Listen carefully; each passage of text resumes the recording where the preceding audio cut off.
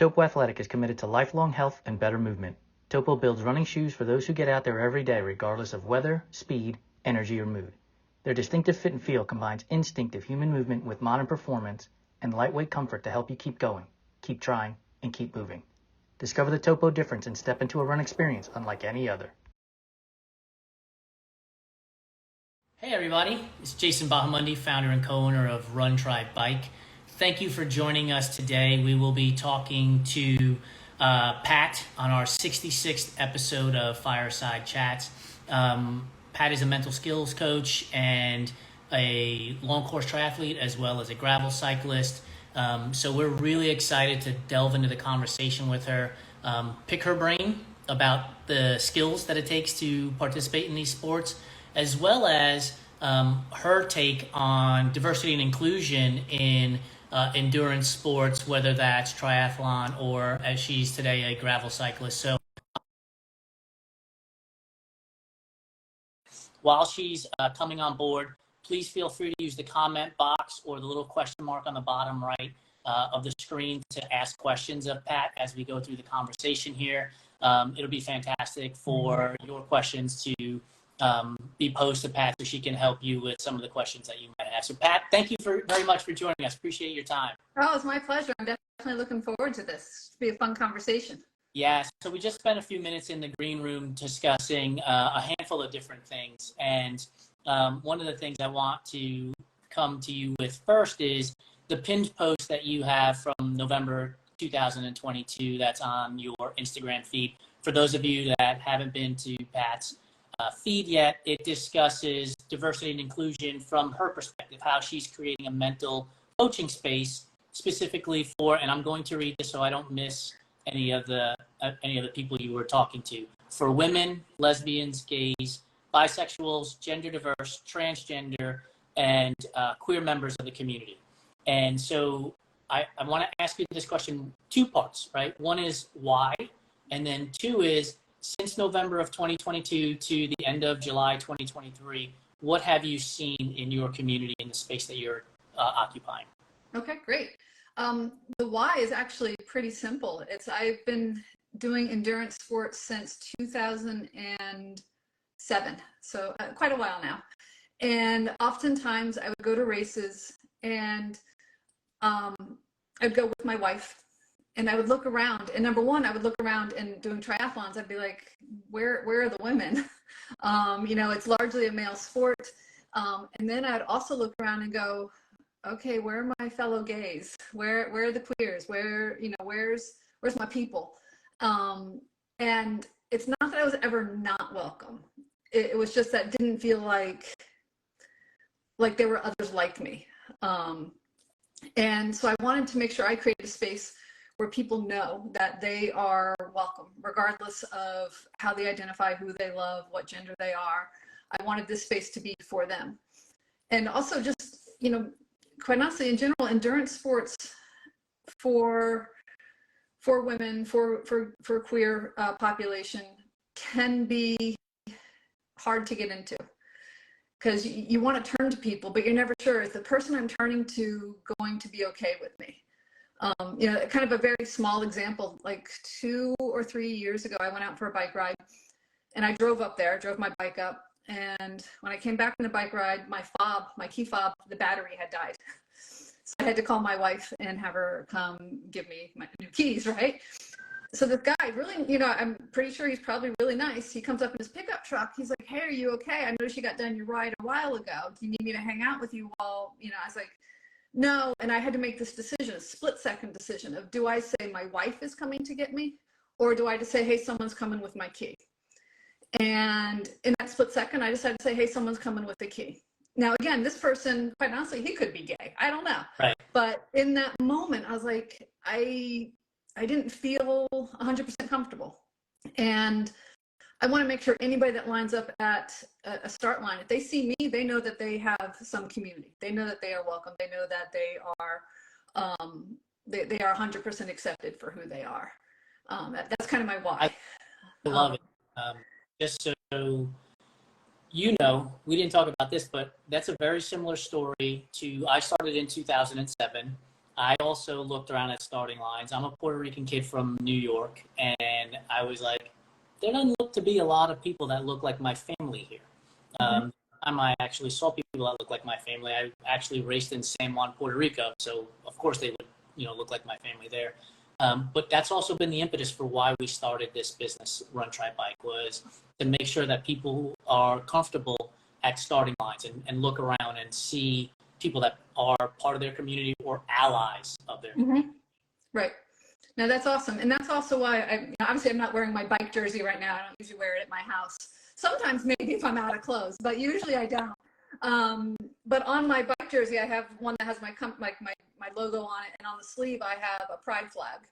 And the reason I wear it is simply it's a sign for others. Yeah. Like, hey, you can come up to me or you don't have to, but you can know you are not alone. Because, looking at me, quite honestly, I'm a white middle-class cisgender female. Right. You might not know, but I try to intentionally wear something so others will know that they have somebody that can have their back. They can have somebody that's there on their side. I love that. So last Pride Month, so last July, we changed the logo on our website, or last June, excuse me, we changed the logo on our website to the Pride flag. And as June 30th was drawing near, it was, do you take it down or do you leave it up? And I just made the unilateral decision, we're going to leave this up. Like, Pride doesn't end, after June 3rd. On July 1st, it's not like it all got wiped away, right? Mm-hmm. We wanted to also show that, you don't have to come here and tell us, but we want you to feel welcome if you come to our website, to know that there's a place for your story here on our pages that we want to be able to share with others around the world, really. Mm-hmm. Oh, that's awesome. So you start this community, and I have to think about how difficult it is for me to train for an Ironman, to train for a 5K, to train for a 100-mile race on the physical side as well as mental side. I don't have to deal with the community for all intents and purposes because, again, I also look like, a white male, don't necessarily have dark Hispanic features, worried about community and dealing with that mental side of it. So is your business, is it twofold, I guess is the question. Are you working on the mental skills to get better at sport, as well as working on the mental skills in dealing with, what could be negative feedback from outside to the athletes you're working with? Mm-hmm. I'm focused on the mental side of the sport. So what does it take to show up to the start line? What does it take to do a hard workout? And you can define hard however you want, whatever your definition is. But those skills and that confidence, because I believe sports gives us confidence, sports gives us, some courage. Those translate to the outside world, to when you're wearing street clothing and, you're going to your office or you're going to school or wherever. So yes, I'm focused on the sports side, but those skills don't live in isolation. It's not like you're sitting there going, okay, well, Pat taught me about the negative thoughts. Well, I'm having that imposter syndrome right now at work, but can't use those skills because she only taught it for, sports. So they really do transfer over, but I'm focused on the sports side of life. Yeah, I don't think people oftentimes understand the transfer of those skills from how do I get through this tough obstacle while I'm swimming, cycling, and running, to how do I deal with it in the office or with my company on a project that's due, right? Mm-hmm. We tend to lose sight of that, but it definitely does exist. Throughout your time racing long course Ironman, and now you're a gravel cyclist, correct? Yes. What have you seen over time in terms of inclusion in sport, and how are you personally helping make that change? So over time, what I've seen is more inclusion. I've been out of the triathlon world since 2016, so I can't quite say I've been fully immersed in that. But in the triathlon world, when I was in it, like I said, people were fine with me. I had friends, I'm part of a triathlon team, and I wasn't sitting in the corner by myself. But what I've seen over time is more inclusion. I have a few athletes that I've worked with that, do identify as gay or lesbian or bi. And they're on teams and they're fully welcome. What I see is USA Triathlon is doing a lot more to build inclusion. not just gender inclusion or sexual orientation inclusion, but also like religious inclusion. I believe USAT has a rule that if, I forget the specifics of it, but like if a woman needs to be covered for religious reasons, that they're allowed to wear that. Whereas like Ironman has a rule that says you can't wear it, but if an Ironman is sanctioned by USAT, they have to allow it, which now allows kind of our Muslim sisters, maybe our Orthodox Jewish sisters, to be able to come out and to do that. But also just think about other people that maybe stay covered because of skin cancer, or, you know, it really is allowing a greater breadth of individuals to be involved, which is really quite nice. As far as diversity in the gravel community, they seem, at least the big events, seem to be doing a really good job at this point. Like Unbound Gravel was one of the first ones. I don't know if they were the first one, but one of the first ones that had a gender non-binary category, which Abby Robbins won for the first time. And then they've just, oh my goodness, they are such I'm looking for the right word, but they're just amazing in how they built like this community. You know, and that is kind of in with support of like Christy Moan and the Unbound team there. And that's been built out. And so now like all the Lifetime Grand Prix series, they have I believe the gender non-binary categories. So those big races were there. You know, there's always room to improve. I'm not saying we're perfect, but we are certainly a lot further than we were.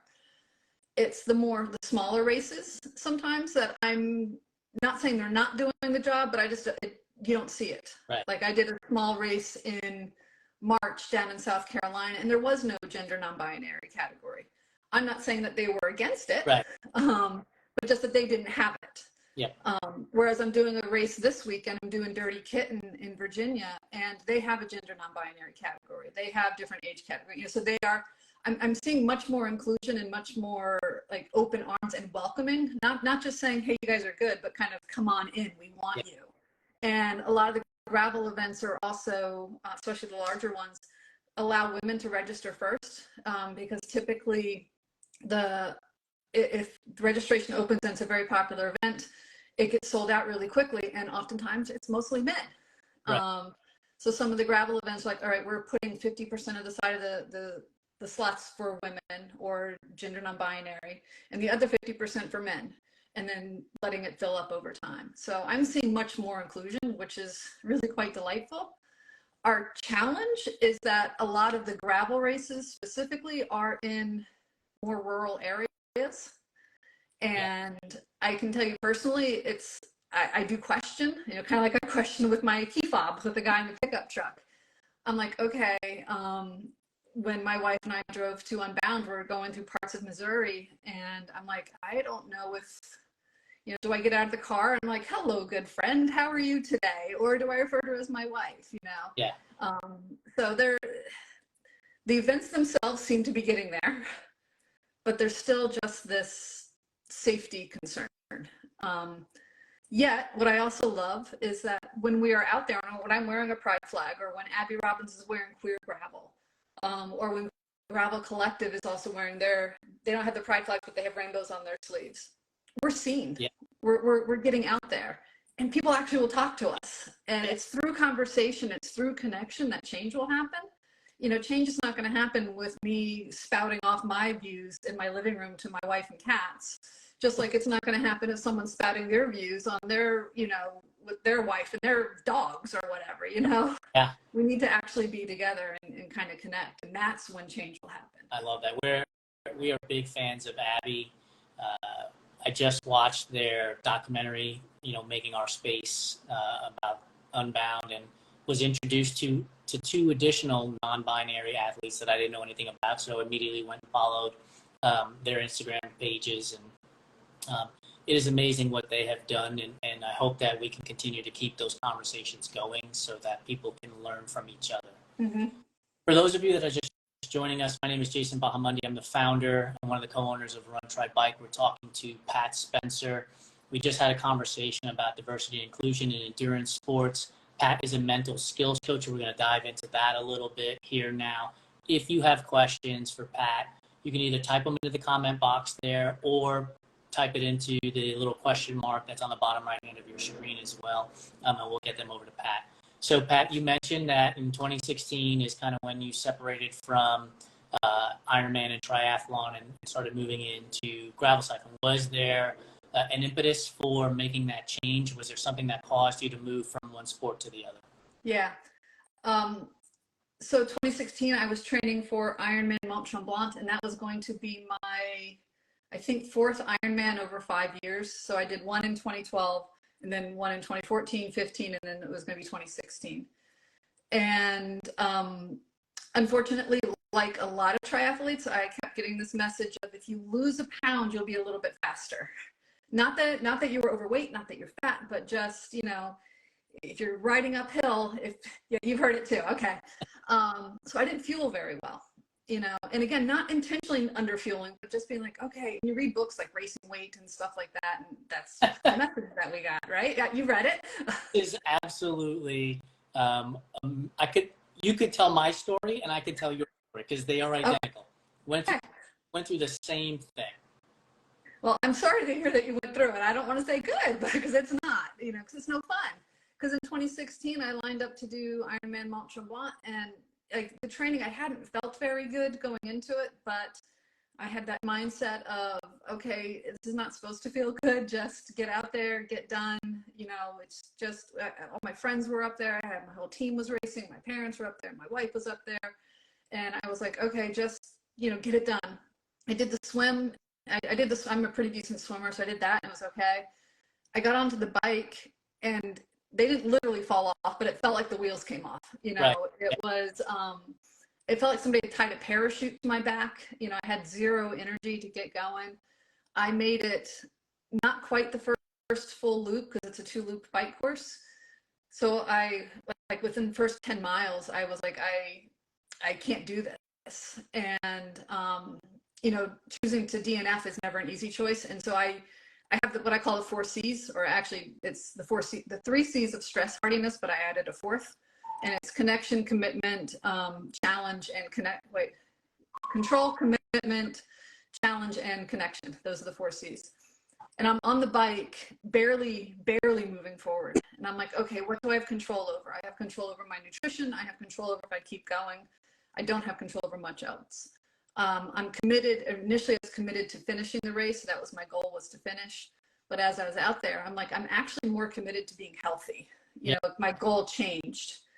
The challenge, instead of looking at something as a problem, I look at it as a challenge. So I'm like, okay, so my challenge is, how do I get back to essentially transition?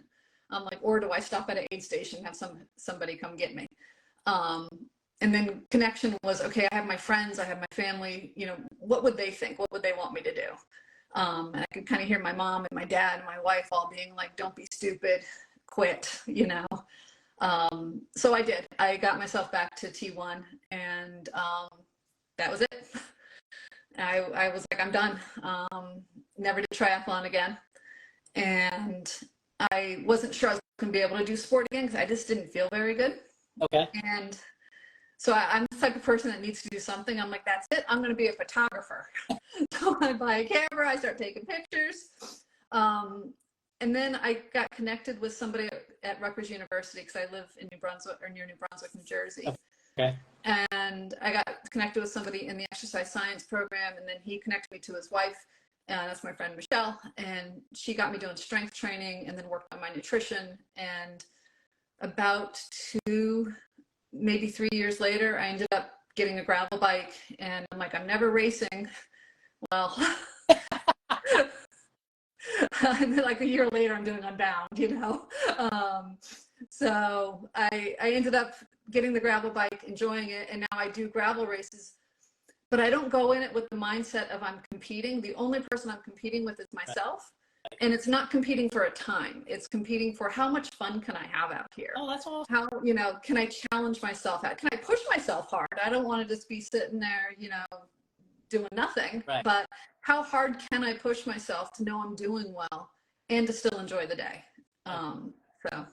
So when we were in the green room, we were discussing, people need to define what endurance means to them. And I think people also need to define fun for them. So when you said that, like in my head, I immediately thought, what is my definition of fun? and it may not make sense to people, but when I race, I go out as hard as I possibly can. And some days that means I get to the finish line and it feels great. And other days I get 70% of the way there and I bonk really hard and I got to finish, the remaining 30%. But I'm having a blast, while I'm going as hard as I can. And that to me is my definition of having fun. And I think it's important for all athletes to be able to understand their own personalities and define their own fun. So when you're working with athletes through the mental skills that you're providing with them, are you going through this process of how are they defining fun? What is sport like to them? And if so, what are the questions that they ask, I guess, of you that you can help set them straight in their form of fun so they don't get caught up in the comparison game? Right. So that's a little more complex. Usually people reach out to me quite honestly a little bit late in the season, and they're like, I have Ironman whatever coming up, or I have this long event coming up, and I just have no motivation. That tends to be why people call me. I'm stuck on the couch kind of, and I have no motivation, no mojo, no go. Is this the time when they're like, why the hell am I doing this? Yeah, that is part of it. And that's actually one of my first questions is, why the hell are you doing this? Why did you sign up for this? When you signed up for this a year ago, some of them signed up 2 years ago because they deferred last year. So what was it 2 years ago or last year? What were you hoping for? Has that changed over the past X number of months? And what are you hoping for now? So really looking at what is their goal, and figuring out why they're doing it. Because to be brutally honest with you, there's no reason to do an ultra or an Ironman if you're not enjoying it. That's right.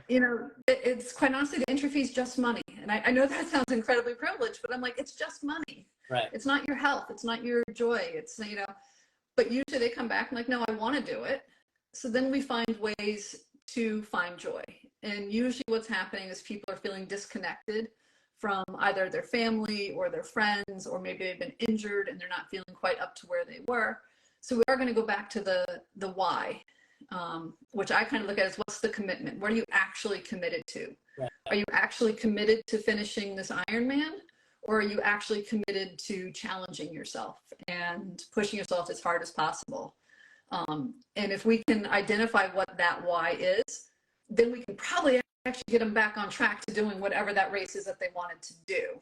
But instead of having that race be the goal, it's the why. It's the internal drive that is the goal.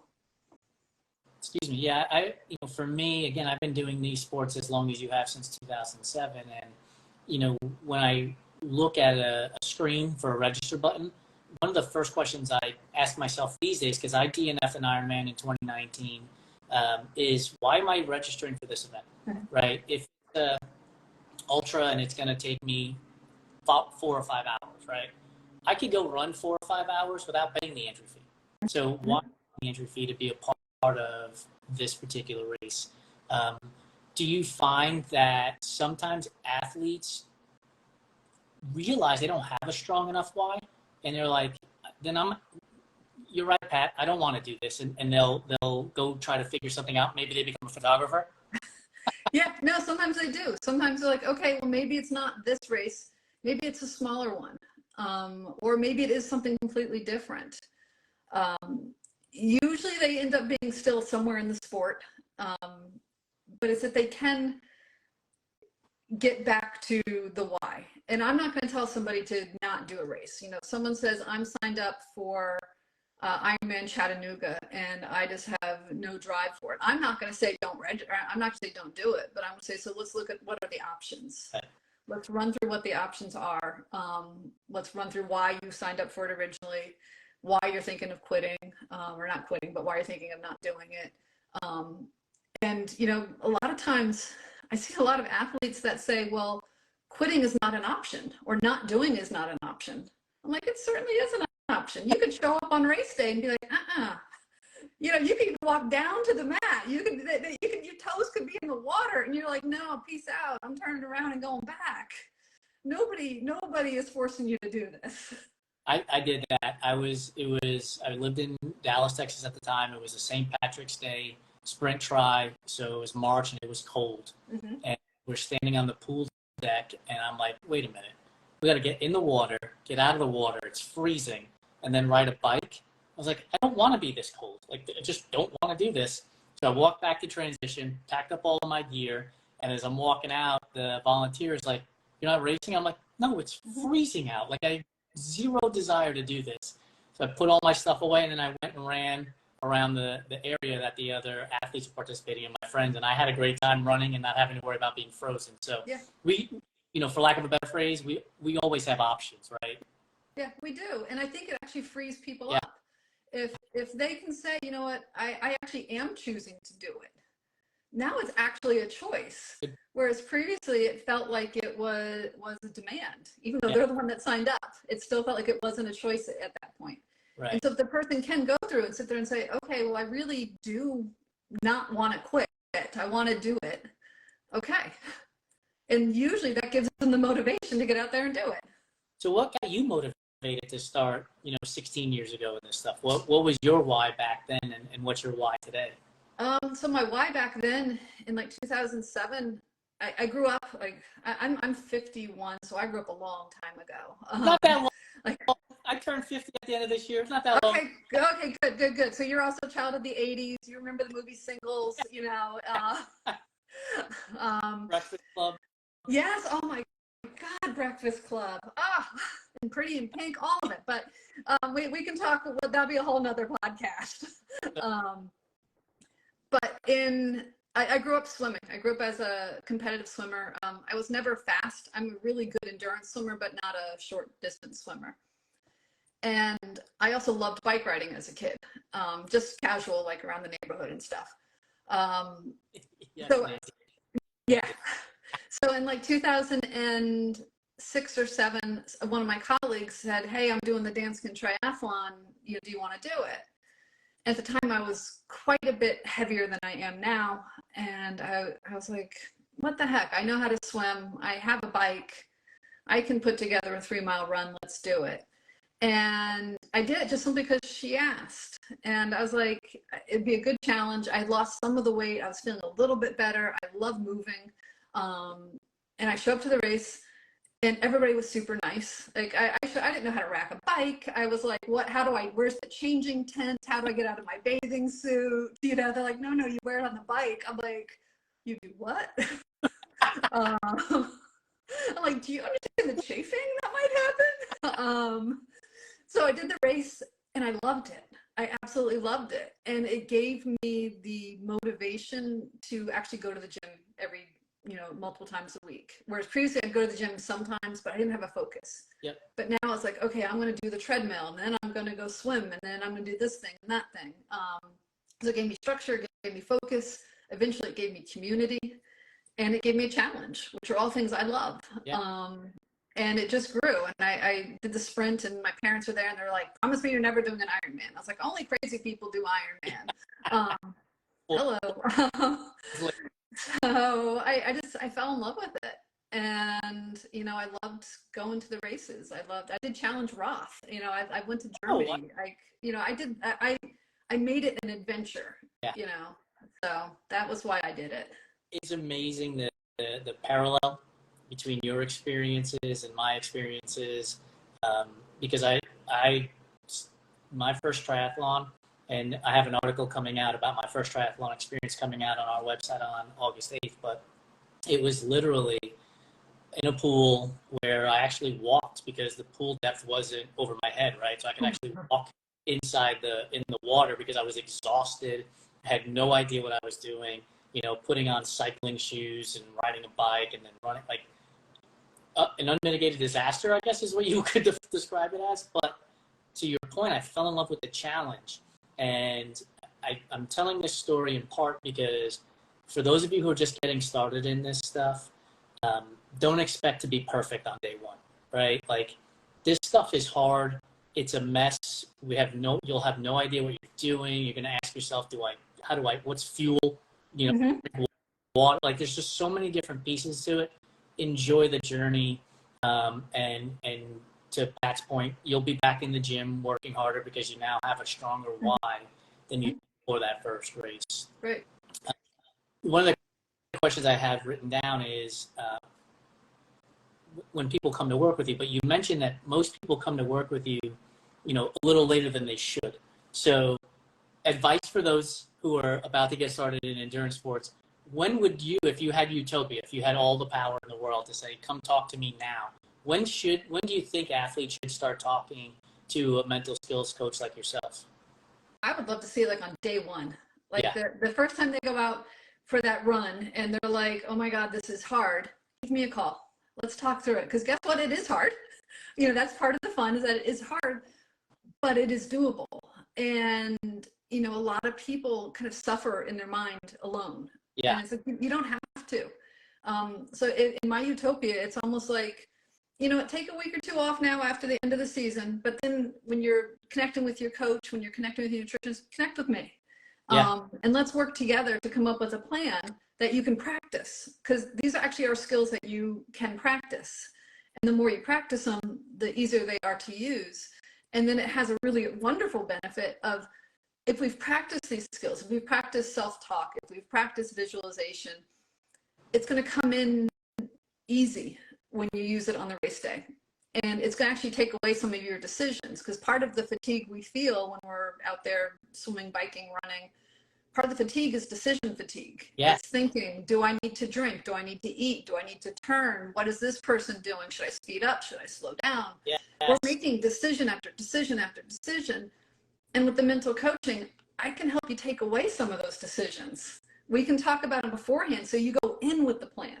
So okay, when I climb this hill, this is what I'm saying. I'm saying, all right, come on, I've got it. I can do hills. This is, it's only 1 mile climb. Anybody can do a 1 mile climb, or being your own cheerleader or whatever. You just made me think, right? Like decision fatigue. So I'll answer this for myself. When it comes to swimming, biking, and running, I find that I am way more exhausted after a bike ride than after a swim or a run. And I think it's all because of the external decisions that you're making, not only the drinking and the eating, but cars, if you're riding in a group, the weather, the road, and everything else. From your experience, which one of those three sports is giving you the most decision fatigue when it's all said and done? When you get home and you plop down, you're like, oh, thank goodness this is over. Right. So swimming is the least. Swimming is just like 1, 2, 3, 4, breathe. 1, 2, 3, 4, breathe. Get to the next buoy, turn around, come back. And every once in a while, I was like, oh, a fish. So swimming has the least amount. Running, I don't run as much anymore, but it used to be a fair amount of decision, like where you put, like, make sure you don't trip over a curb, make sure you watch this pothole. But the bike ride also tends to be the longest. Right. Even when I did an Ironman, the run, I was never a fast runner, so the run would take me somewhere between like 6.5 hours for the marathon at the end, or 6. And the bike ride would also take me 6 or 6.5 hours to do 112 miles. Right. So it's like I'm out there for a long time, and there are lots of decisions to make. So the bike ride for me does leave me a little bit more decision fatigued. However, I kind of counter that by, I jokingly call the bike ride as a rolling buffet. Yes. So I'm like eating the entire time. And so as long as you can stay topped off, hydration wise and calorie wise, you're not going to bonk as hard. Yeah. So it's a little mix of both, little run, little bike. So compare your triathlon day riding to today's gravel cycling riding. Are you having to pack all of your snacks today because the gravel road is not going to take you past the gas station or place, a bodega, let's call it, to pick up snacks, and so you have to pack more of what you need nowadays? Yes, I do. I pack more of what I need. I look like a pack camel or pack mule. I got stuff coming out of my pockets. I got the top 2 bento bag. Sometimes, depending on my ride, I might have the hydration pack on as well. I look like I could feed a family of 12 at any point in time, as long as you want payday bars and water and scratch. I'm your person. But I do find that I pack a lot more for the gravel rides, but it's also, since I've been doing gravel, I've been much more aware of my nutrition. Okay. So the road rides, I probably wasn't taking in as much nutrition as I should have. But also thankfully I know where the bodegas are around here, and I actually intentionally plan my ride. I'm like, okay, well, there's the coffee shop, and this is where that kid sells lemonade, and over here's where I can go to the bathroom, and so. When I was plotting out routes for road riding, it was always that same idea. We know there's a bathroom here at this gas station. We know there's a store here. We can stop here. We can stop there. I once did a 100-mile gravel ride, and it was so hot. And we passed one store amongst the 100 miles and stayed there for like an hour and a half because it was just trying to get everything back into us. Because once you hit those back roads, there's nothing out there. If you're not carrying it, you're stuck. We're coming up on time here, and I want to make sure that we hit our food fight conversations. But I do have one last question for you. On your Instagram feed, you mentioned 3-2-PR. So can you walk us through what that is and what it means? Yep. So 3P2R is my way of looking at how do we prepare and recover from an event, whether it be a big training event or a race. So the 3 Ps are plan, prepare, and perform. And the 2 Rs are recover and review. So plan it's the cognitive aspect, it's the thinking through it. So for example, like I said, I'm doing a race this upcoming Saturday. And so as I'm planning for it, I'm thinking, okay, what are my goals? My goal is to finish and to have fun. What is the weather? It's going to be hot as hell. It's like, I think 99 on race day. I know, brutal. Where I'm thinking about what's the course. It's going to be 3 20-mile loops with some hills. And also what is the support? So they have 2 aid stations, plus at the loop, my wife will be there with a cooler full of supplies. So planning is thinking through, okay, what kit do I need? What nutrition, how much nutrition do I need? And because it's going to be hot, I have to increase my hydration. So it's all that thinking, right? The prepare is kind of more the action verb.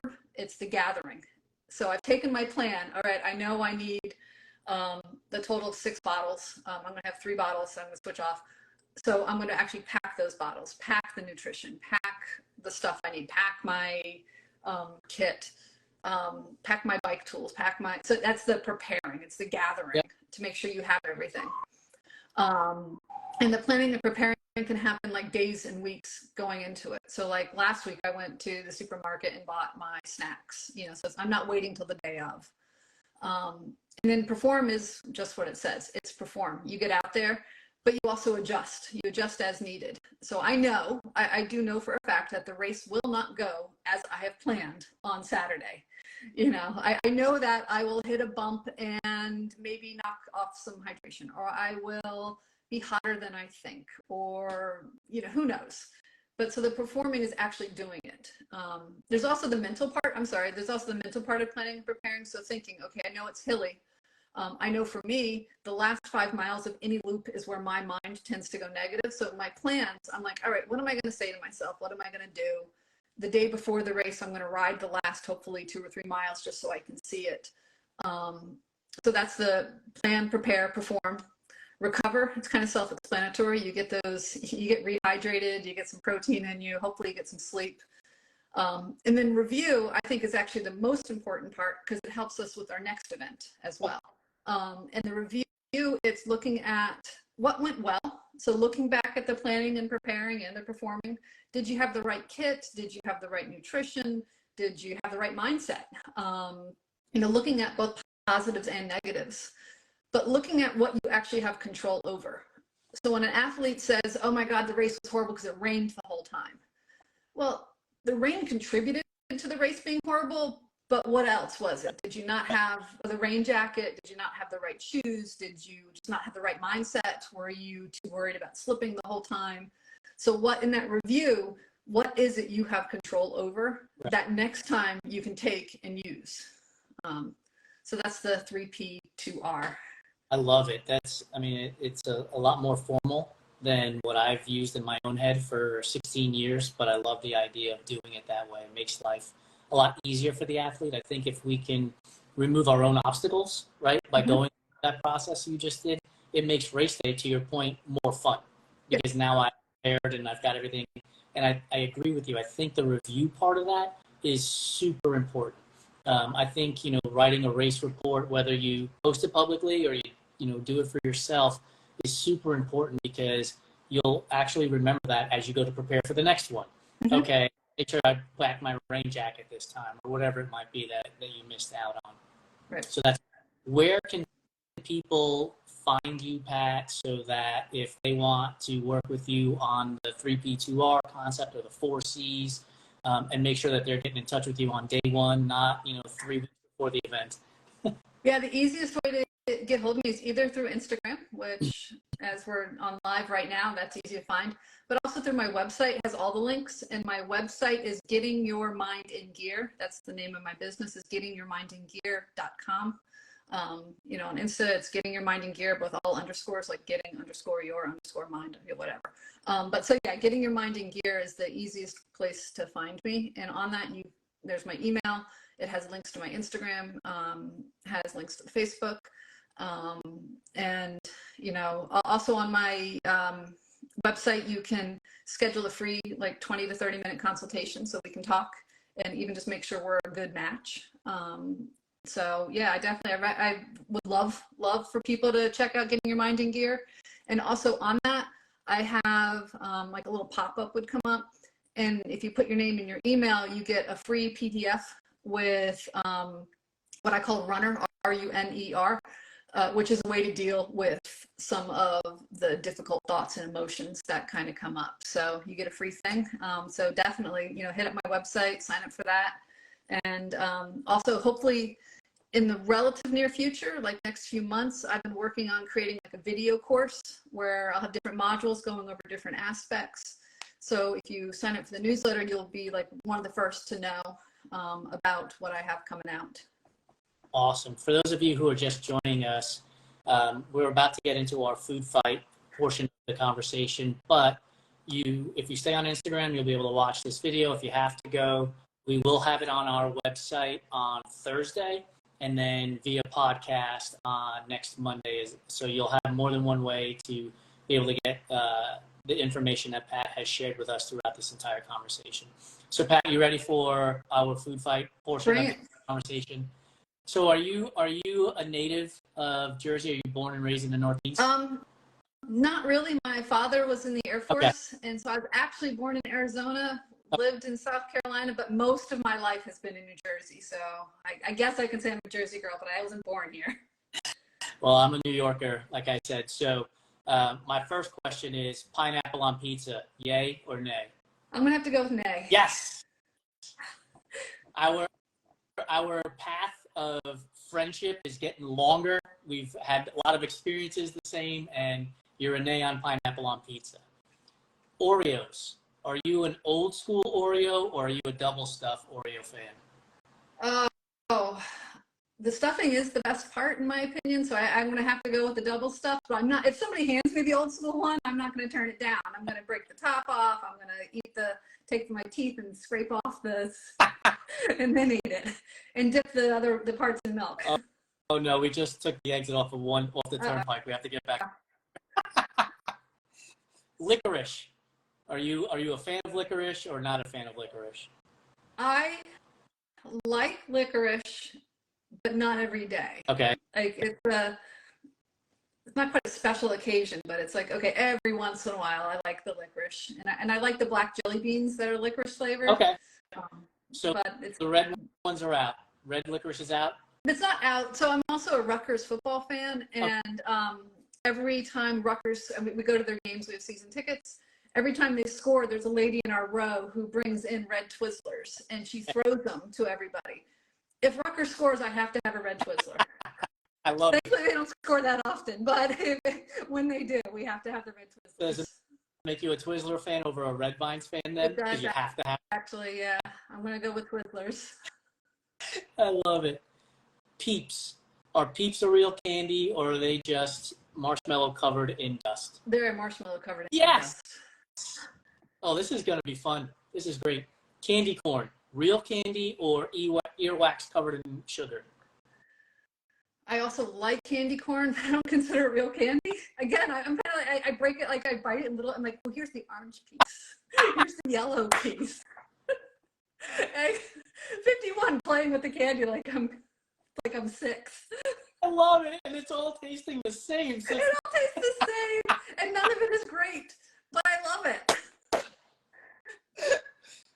this is why I love this part of the conversation. Like, we have serious topics to discuss, but people's eating habits, for whatever reason, are so intriguing to me. Like, I love people's eating habits for whatever reason. Peanut butter or nut butter, if you don't eat peanut butter. Creamy or crunchy? Which one are you going with first? Well, what's in our pantry right now is creamy. That's usually what I buy, but that's also what I make my smoothies with, so it's just easier that way. Okay. My mom is more of a crunchy, so, and by the way, happy birthday, Mom. It's her birthday, and she's on here today, so yay, Mom. She's more of the crunchy, so I'm at their house, so I'm going to be having the crunchy. I'm with you, Mom. Crunchy peanut butter. My girlfriend says it has to be creamy because crunchy peanut butter rips the bread when you try to spread it. So she's Well, you don't spread it harshly. You have to put a lot on. Is a hot dog a sandwich or a taco? Oh, it's a sandwich. It's not a taco. That's right. Tacos are tacos. Yes.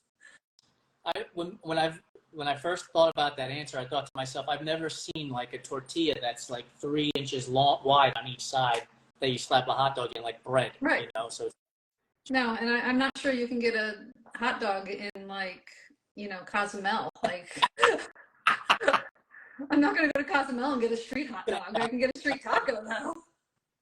Yeah, you got to go to New York City and get the dirty water dogs. That's where you go to New York. That's where you go get that. I usually get the gyros. Yes, also very good.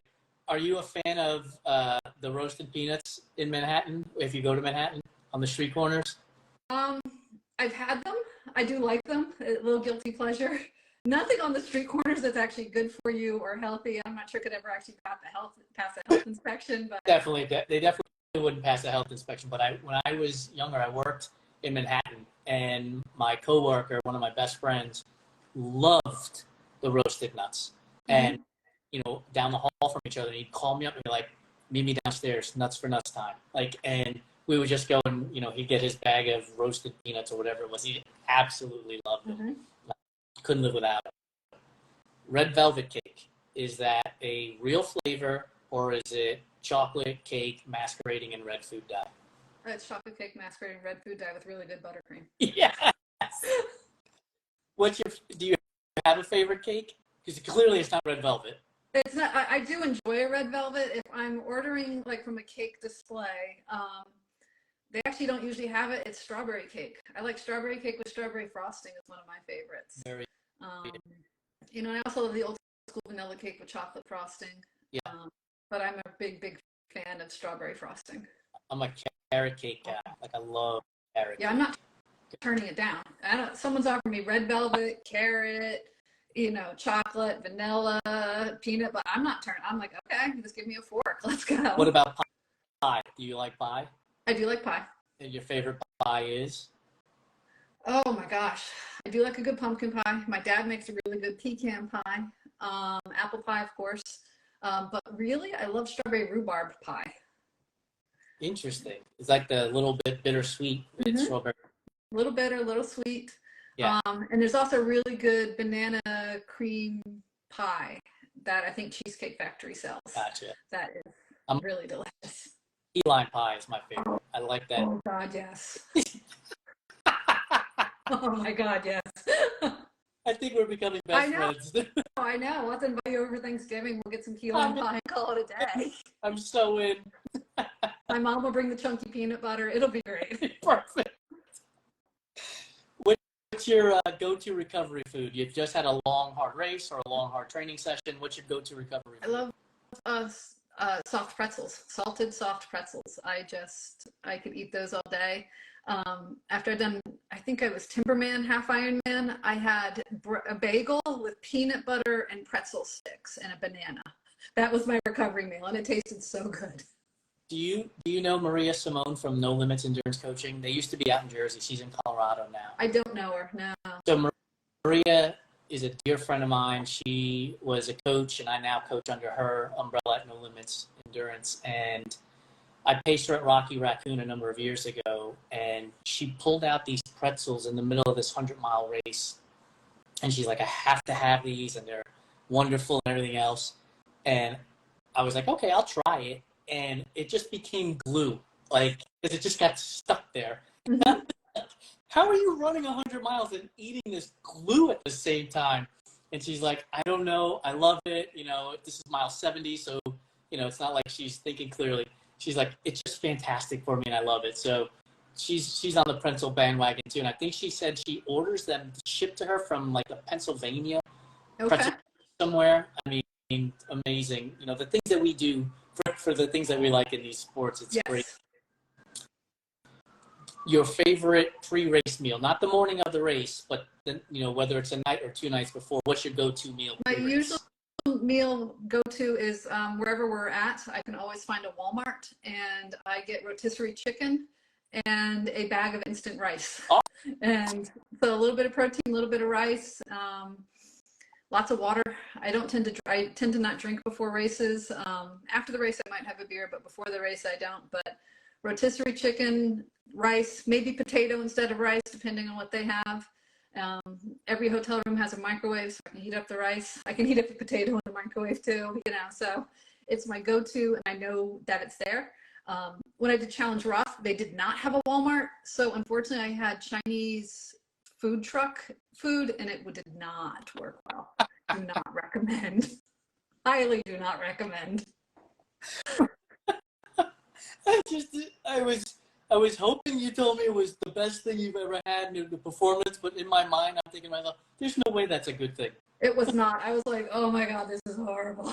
Because we were at the athletes briefing and they had food trucks. And so my wife went to get me something. I'm like, just whatever, the first truck, just go to the first truck and buy it. And so she did.